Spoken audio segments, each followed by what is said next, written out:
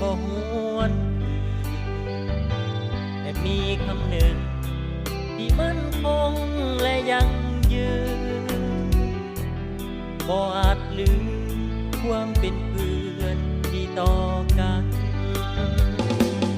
น้ำยังอยู่สุขและทุกข์ช่วยแบ่งปันมิตรภาพนั้นจงหักษาไว้หากวันใดลุ่มลงเพื่อนจงลุกสู้ใหม่เขาจะก้าวเดินไปพร้อมกันคำว่าเพื่อนนั่นคือความห่วงใยคำว่าเพื่อนจริงใจเสมอมาคำว่าเพื่อนบอกมีวันห่างลาทั่วดินฟ้าเพื่อนกันตลอดไป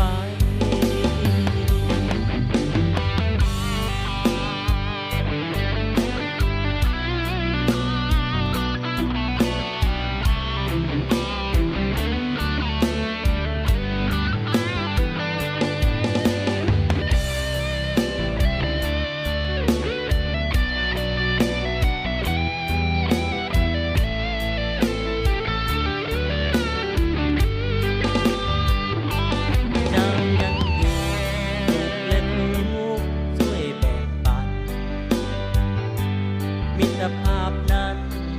จงหักษาไว้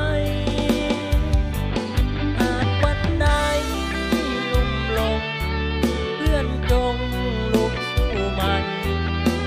เขาจะก้าวเดินไปพร้อมกันคำว่าเพื่อนนั่นคือความห่วงใยคำว่าเพื่อนจริงใจเสมอมา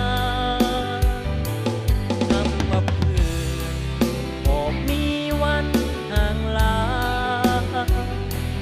ชั่วดินฟ้าเพื่อนกันตลอดไปชั่วดินฟ้าเพื่อนกันจนวันตาย